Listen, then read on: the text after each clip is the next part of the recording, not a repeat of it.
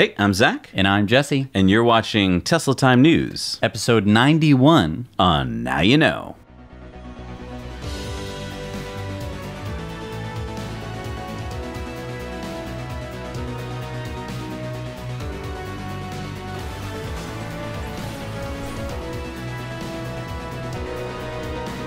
Can I just say, Jesse, before we start our show, that I love our community of viewers and friends. I consider you guys friends. I mean, you all wish us well. You all share your thoughts and your ideas and your wishes and your frustrations and your news items that you find from around the globe. It gives our show a richer context to draw from because, quite honestly, there's no way that Jesse and I could find all of these stories on our own. So I just want to thank you, friends. And I want to give a special shout out to our friend Tony, who made this incredible sign for us. And this incredible license plate. Yes, it just dresses up the show. I mean, I feel so special being in front of it. So yeah, thank you, Tony. So you might remember that we did a special report a week or so ago about Vox, which came out with a show about the duck curve. Right.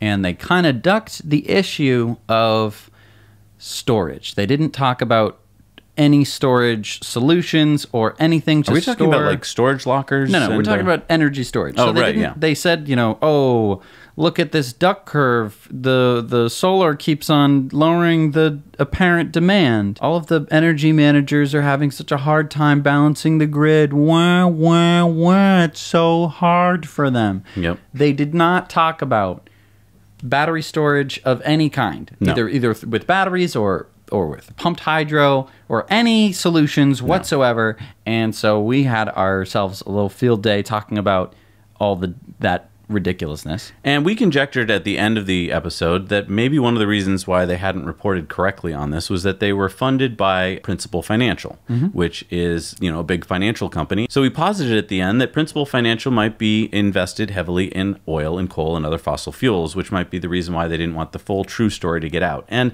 let's keep in mind that Vox is a trusted news outlet, and this had over 1 million views just the first week it came out. Right. Our viewers did some digging for us, and they found out that indeed, Principal Financial is invested in fossil fuels. And as you can see here, they have invested over $689 million in Exxon, just to give one example. That doesn't also include the fact that they're invested over $1 billion in JP Morgan Chase and Aon and Brookfield Asset Management, on and on and on, which are all companies that are invested in fossil fuels. Right. So, first of all, when you're watching a news item, you might want to reflect on who is paying for that, who's paying the bill. And this was sponsored by a company that doesn't really benefit much from solar. Right. We do want to point out that we are sponsored by our Patreon patrons and by us and by our YouTube ad revenue. And that's it. Right, that's right. So yeah, there's no big oil backing us. Right. The other interesting thing about this is that Vox, as Jesse pointed out, didn't talk about any of the solutions that are out there, one of which is battery storage. And this week, Lawrence Berkeley National Laboratory in California, which is a big think tank, they released a study showing that EVs, electric vehicles, are in fact mobile batteries. No way. Yeah. There are batteries in them? Yep, there's batteries that makes them go, and there's wheels on them. I mean, okay. Right. They have batteries in them because they're battery electric vehicles. Okay, gotcha. These are bright people. But what's cool is that if you want to go check out this report, you can. It basically shows that because they're mobile batteries, you could plug them into the grid and not only get power from the grid, but you could feed the grid. So you could store energy in them during, let's say, the middle of the day when the sun is out, and you could feed the grid at night. Brilliant. So you... Right. So all the things that we've been saying for 2 years. You drive to work, you plug in, and you charge up your car, and then you go home, you plug in, and you charge your house. Yeah. And then you just keep doing that. That's right. That's just one solution. That's just one solution. And basically by using EVs, which you need the batteries anyway, you're saving a whole bunch of money because then you don't have to put up, you know, individual battery packs on your wall. Right, exactly. Yeah, just sitting in your driveway. Hey, and you know, we always do this at the end of the show, but I want to remind everybody that if you're thinking of getting an S or an X, you can use our referral code and you'll get something really special. Not only will you get free supercharging for life, which is awesome. Yep. You will also get Jesse and I to arrive at your door with the next generation Tesla Roadster. Right. So and we'll take you for a ride. You won't just look at it, you'll hop in it. So if you live in Canada or the United States, we will drive or Europe. Or Europe. I forgot about Europe. Yeah. If you live in any of those places, we will take a Roadster, we will bring it to your house, either via Tesla semi-truck, or we'll just drive it. We'll take you for a ride, we'll take you for a spin, you can take some selfies, you can take some pictures, you can experience the craziest... We will drop you off at your chiropractor's, because you might need it.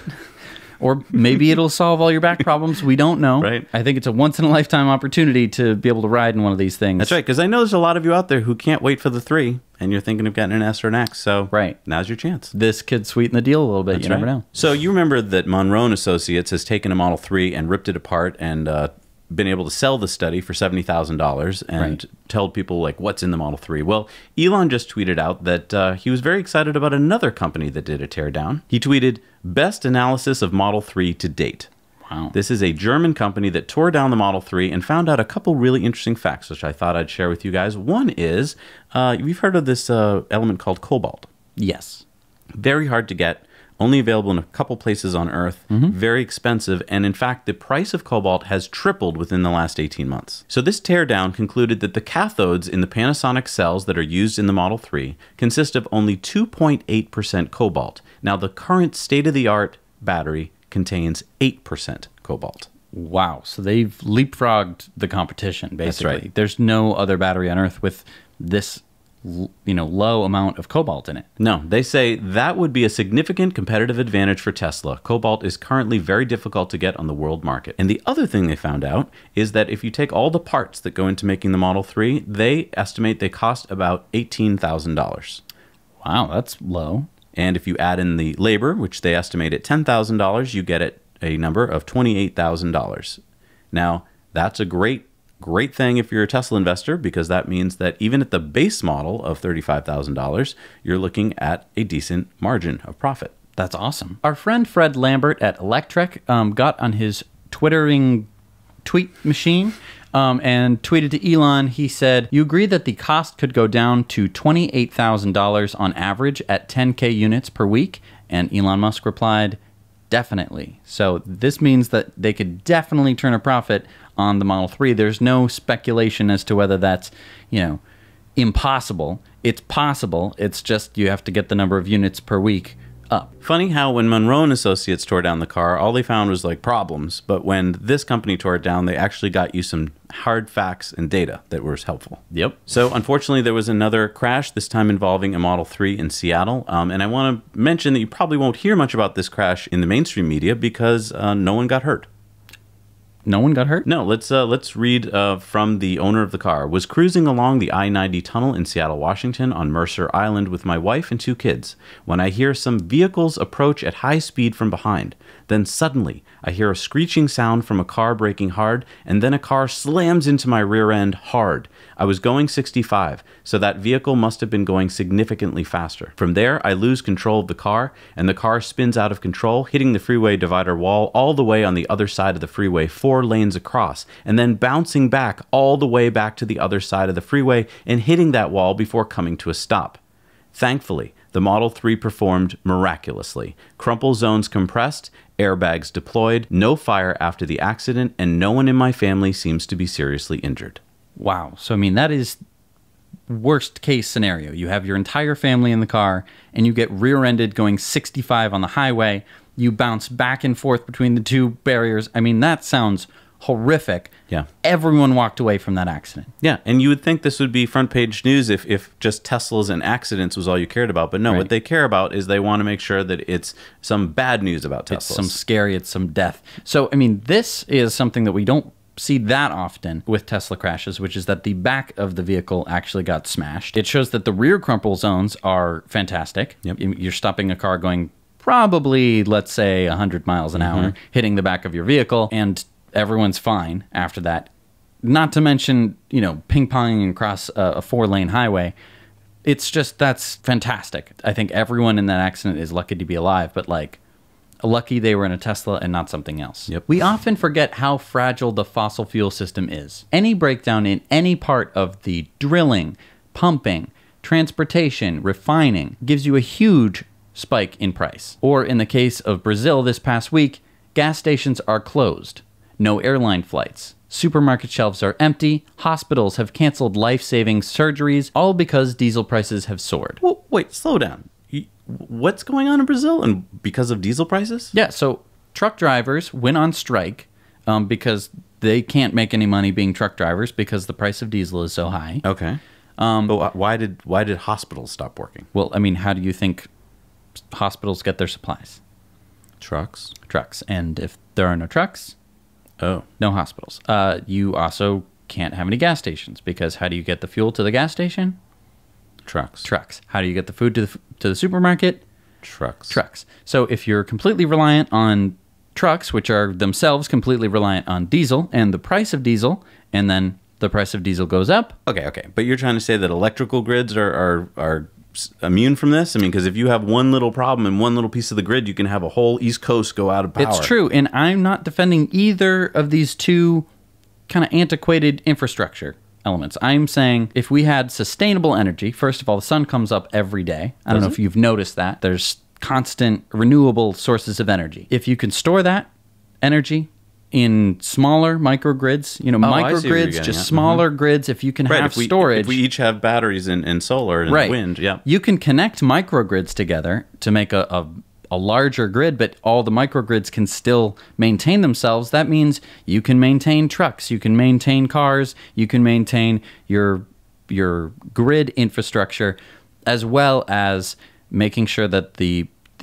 cost to transport goods doesn't just skyrocket overnight, causing mayhem. It's mayhem in Brazil. The army is going to have to get involved.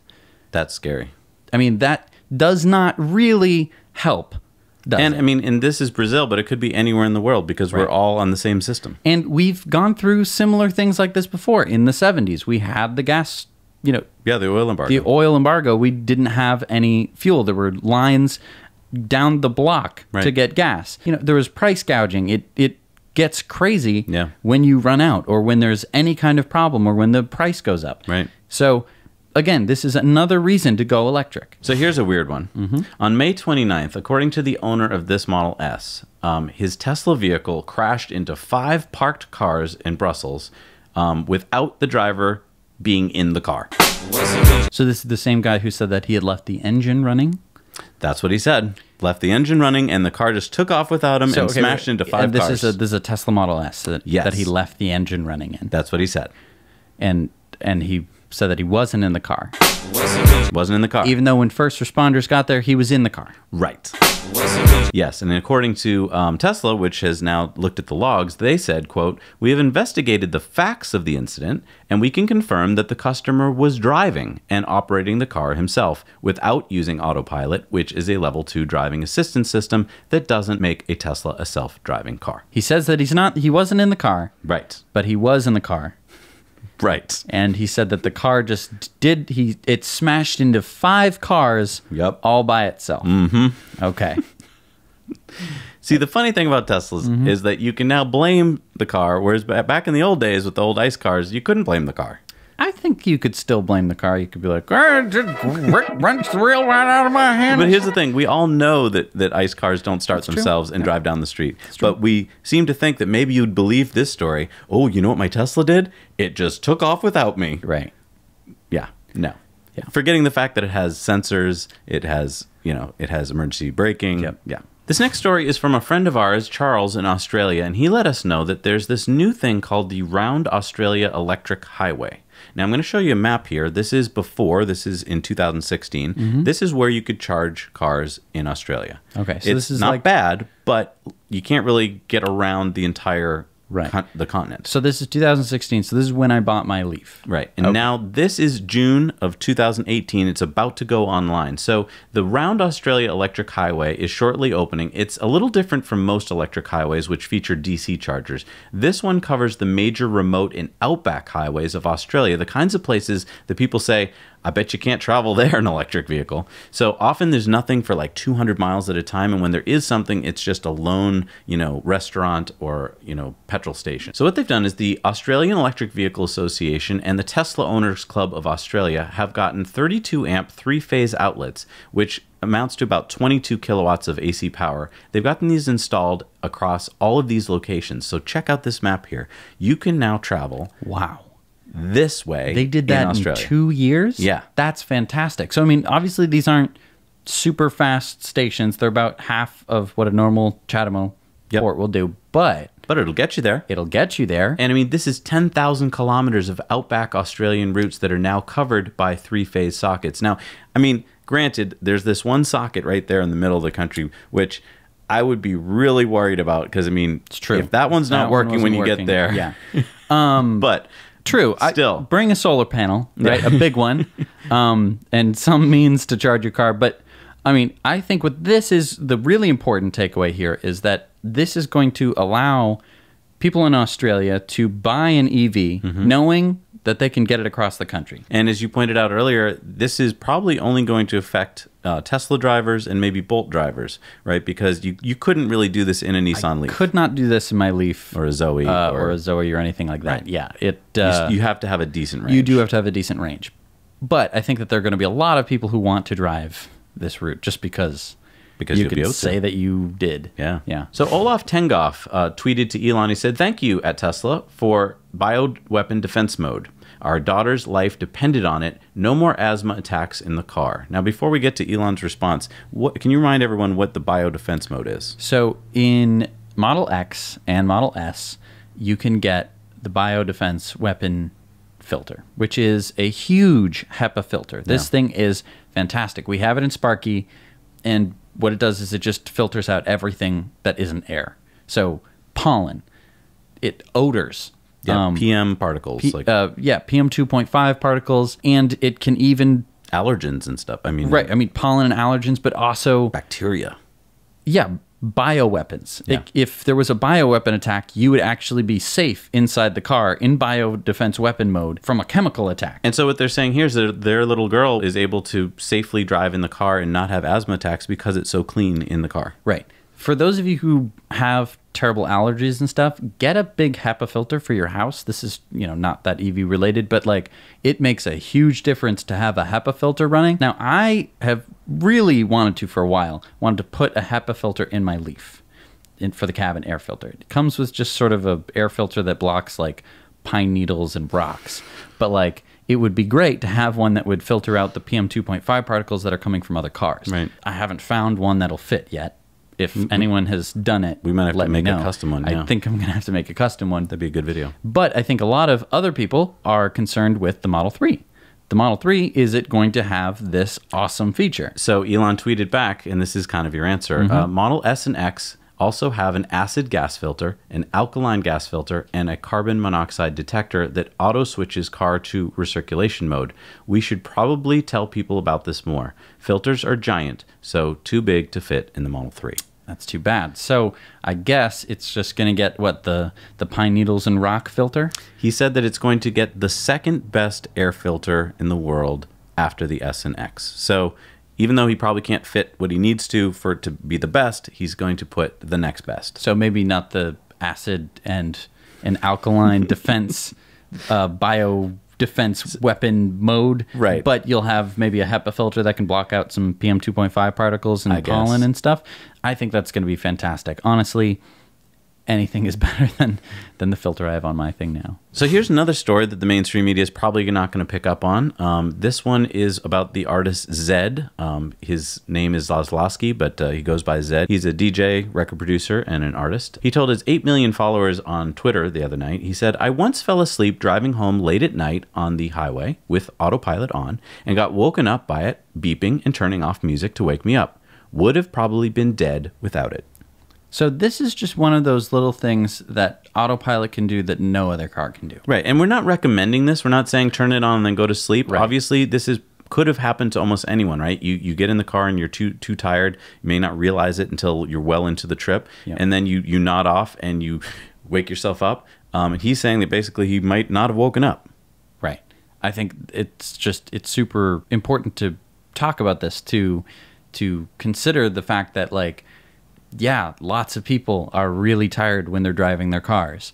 And driving makes you tired. I mean, it's taxing on your brain, but it's a monotonous taxing that just puts a lot of people to sleep. So having this feature that beeps to wake him up after, you know, a few minutes of him not listening to the car means that he survived. You know, he survived, that he didn't smash into a tree, he didn't run off the road or kill someone else. I mean, it's really important. I also want to point out that if he had remained asleep, like if he had like something that had incapacitated him or something like that, the car would have slowed down to a stop on the highway. That's right. That would have meant that, you know, people would have noticed that something is wrong, and they would have been able to, you know, call an ambulance or whatever if he had been, you know, heart attack or something worse like that. So again, autopilot. Save someone's life. And again, you can't prove a negative, but like that one's pretty clear. Yeah, he pretty much did. All right, it's time for the lightning round. So we didn't pick up on this story. It came out a couple weeks ago, and there's so much tweeting going on, we almost missed it. But Tesla owners will soon be able to request mobile repair service through the Tesla app. So there's an app for that, I guess. You can just order a pizza, get your car repaired.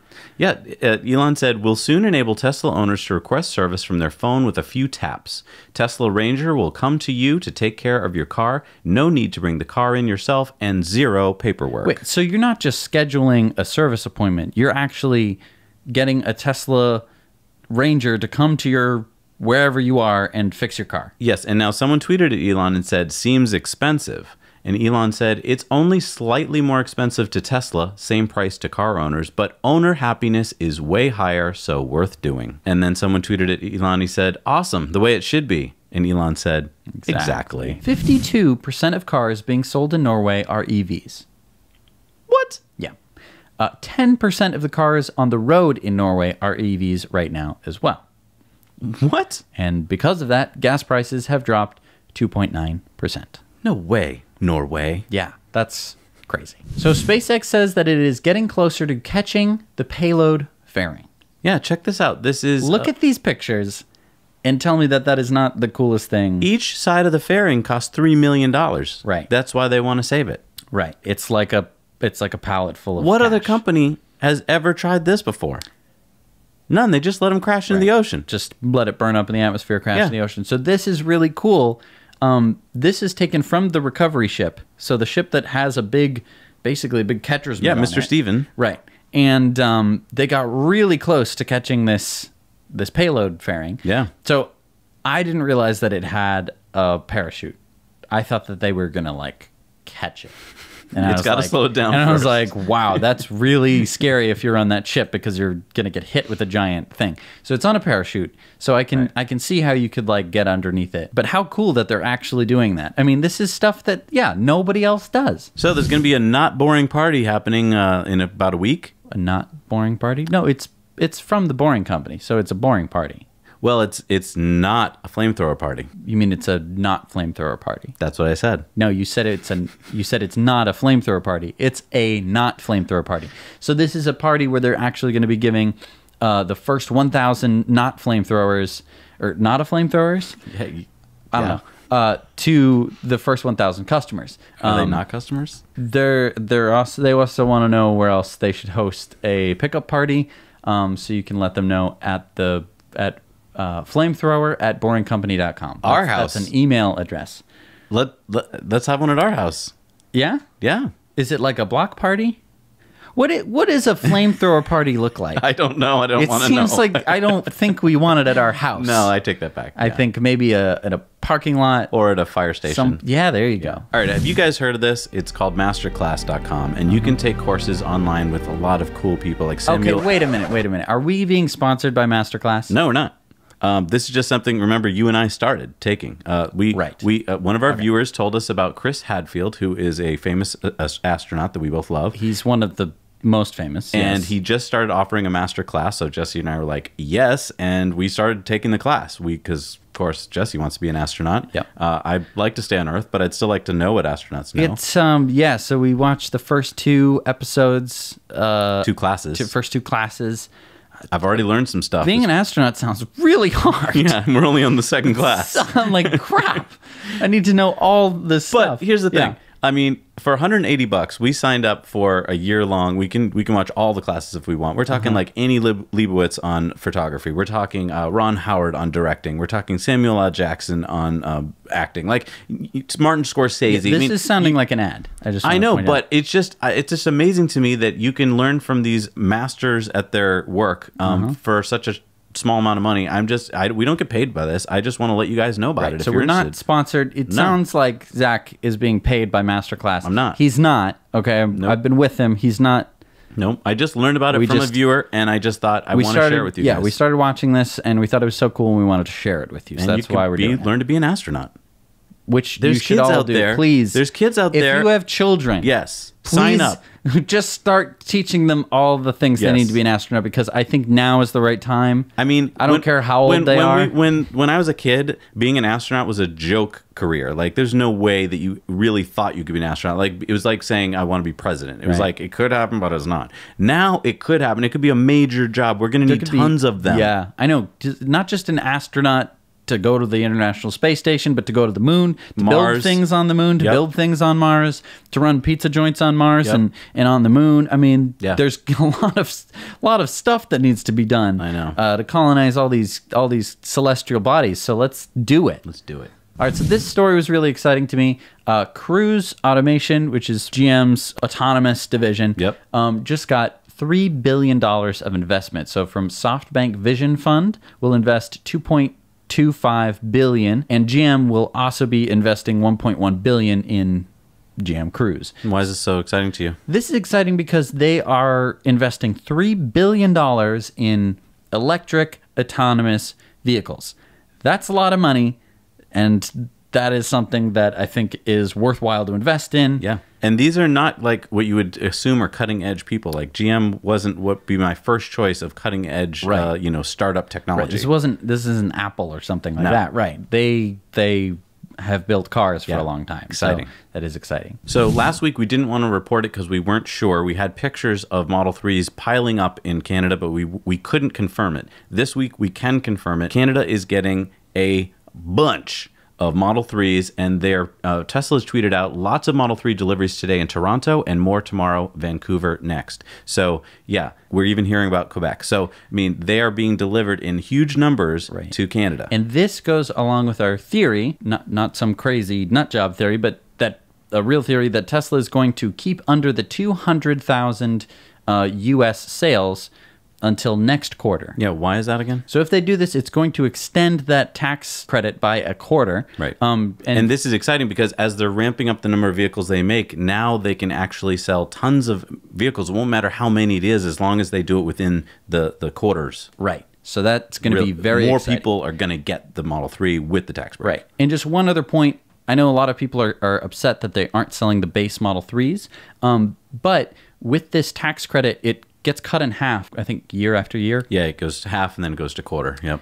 Most people who can afford a base Model 3 will not benefit from a full $7,500 tax credit. Good point. I, for example, would not, which means that if I take half of the tax credit, that's totally fine for me. That basically covers all my taxes that year. Right. That's great. Oh, so you're saying basically the more wealthy people are buying the full, pimped out Model 3s. Right. And they're going to get the $7,500 tax credits because they print money for a living. Whereas, I don't make that much.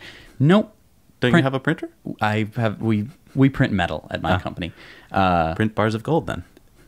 Aha, great idea. All right, it's time for our video contributor story, and this week we've got two. I think that's a first for us. Yes. Our first is from our friend Svet in Germany. Hello, Zach and Jesse. My name's Svet from Bulgaria.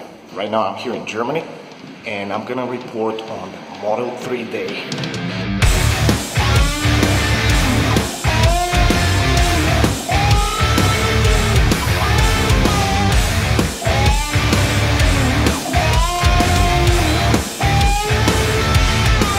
I'm on my way to Dusseldorf, where we're going to this car rental company, which is the first one to import the Model 3 here in Germany. They have 3 units of them, and the problem here in Germany is that you cannot register these cars, so they're not street legal yet. However, we're going to this first event, a Model 3 event here in Germany, and let's see what's gonna happen.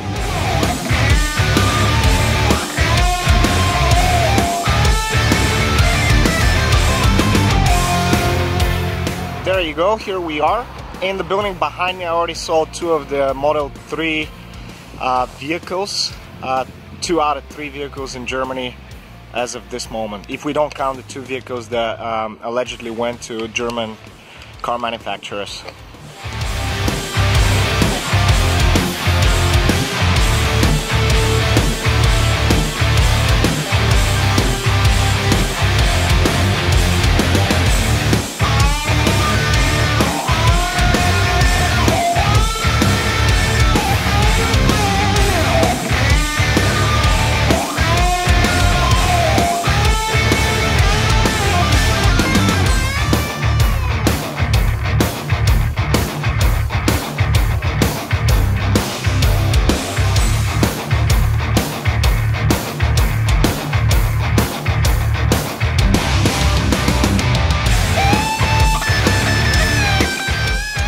Was the first Model 3 event here in Germany, and I hope you like this report from Germany, Zedd.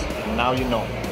That's so cool because in Europe, Model 3s are so scarce. I mean, this is your one chance to kind of check them out. Yeah. I can't wait for more of you get your Model 3s. Our next story is from our friend Patrick in Sweden. Take it away. This May has been a weather extreme for Sweden.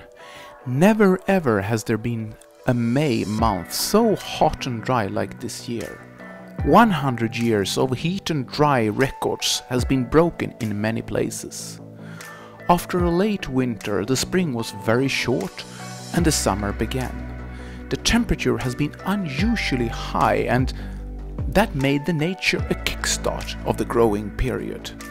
The flowering have started early and the nature is kind of out of phase. The sky is clear day after day, and the reason is a high-pressure system that parked over the Scandinavian peninsula, forcing the low pressure coming in from the west over the Atlantic Ocean that normally comes over the Nordic countries to find alternative ways, either south or north of the high-pressure system. Confirming this extreme situation is the stats of my solar system. There is no month like this of solar electric production during the 5 years that I had my photovoltaic system installed. And this May month completely crashed the old record with a huge margin. I can of course be happy for getting so much power, and a lot of Swedes are too, for what they consider being good weather, normally having a lot of rain, wind, darkness and cold temperatures. But for farmers this is a disaster, and a water restriction is already applied in many places this early. So here we have in front of our eyes another proof, in my opinion, the result of the ongoing global warming. Wow. Yep. I mean, we all know the world's getting hotter, but I mean, that's... When it's happening in Sweden, yeah, something's up. So don't forget that if you'd like to send in a video contributor story, you can just contact us at, well, there's the email down below, and we'll walk you through it. All right, it's time for our Patreon bonus stories. If you'd like to see our Patreon bonus stories, you can head over to patreon.com and support us for as little as $1 a month. This week we have 4 stories for you, so we're going to head over there and do that right now.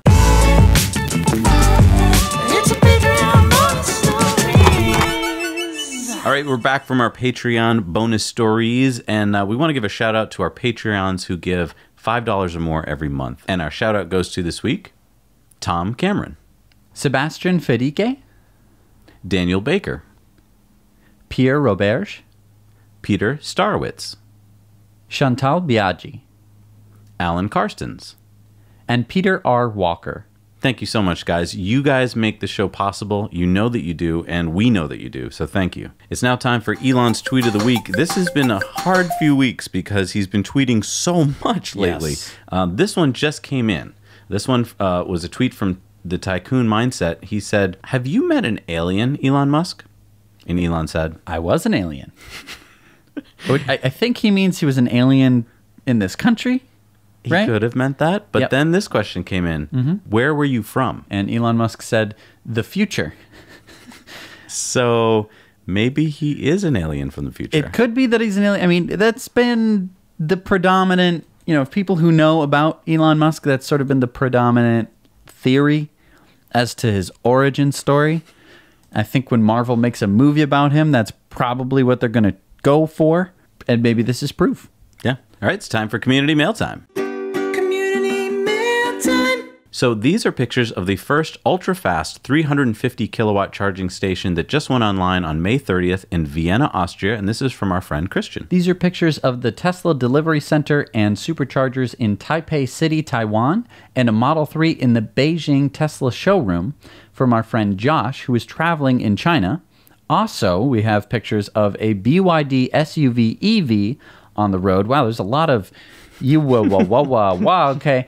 And a picture of a China daily newspaper with the story Tesla close to Shanghai plant deal. A lot of cool stuff going on in China and in that part of the world. Yeah. Woo! All from our viewers. Isn't that cool? Thank you. Our friend David made a cross-country trip from New Jersey to California, and he stayed across the street from the Fremont factory, and he got these shots of new Teslas rolling off the line to get loaded onto tractor trailers for delivery. Super exciting. And he went on a factory tour. All right, it's time now for the Patreon viewer comment of the week. This week we asked, how much will Tesla's over-the-air update shorten the Model 3 braking distance?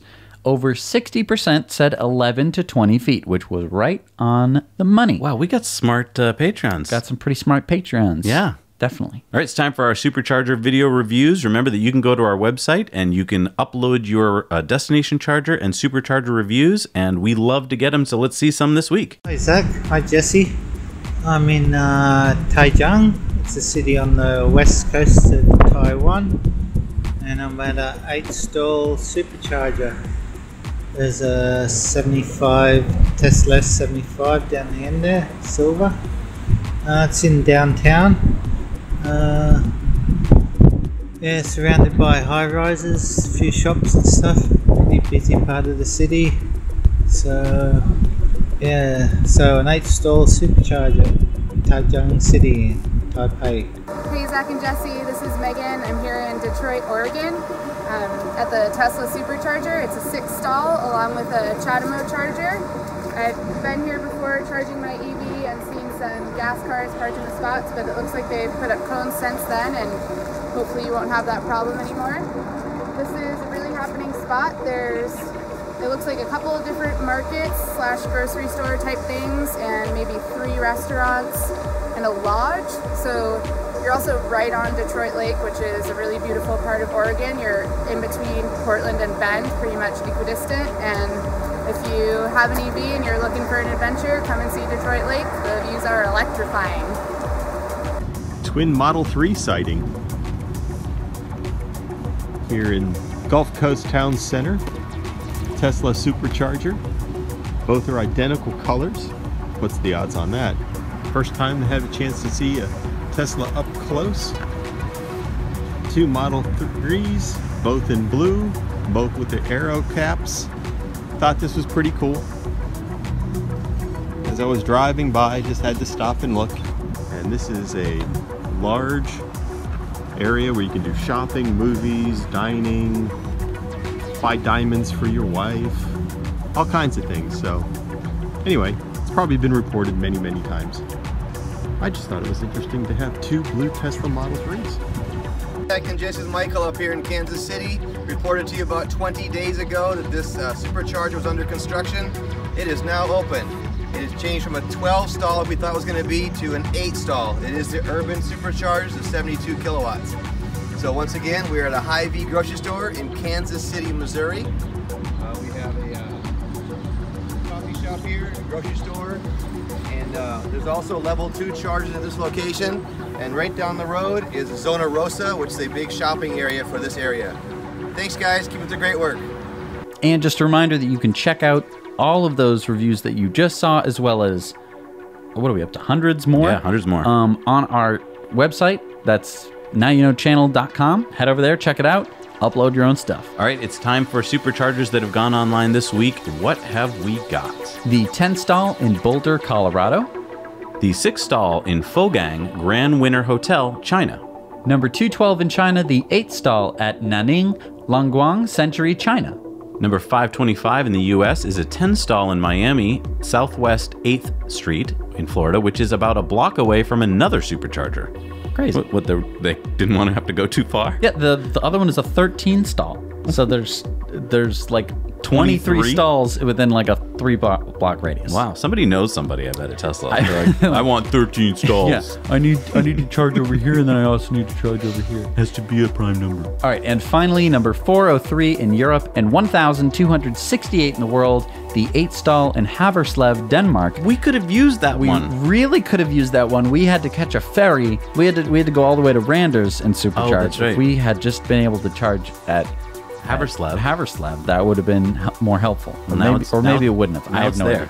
But now there is that one there, so that would have been really nice. So for those of you people who want to support this show, make it possible for us to continue doing this for another 91 weeks, you can go to Amazon. A lot of people shop on Amazon. If you shop on Amazon, you're one of those people, you can click our affiliate link down below. And what that'll do is everything that you buy, some very small percentage of it will go to us, and you will not spend a cent more, but you will be supporting the show. That's really cool. Which is pretty darn cool. So yeah, head over to Amazon, do all of your regular shopping. You know, don't buy anything dumb. No.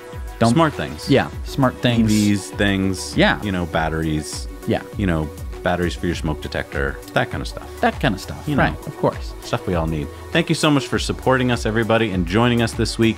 Don't forget to like and subscribe. And don't forget that we do have Patreon bonus stories, and you can join Patreon for as little as $1 a month. So go head over there. You'll be glad you did. It's fun. It's a bunch of nice people. And thank you, over Tony, for making this awesome signs. Look, awesome. I want to make it dance again. Yeah. Ready? We can talk now, and it'll see when I talk, it flashes.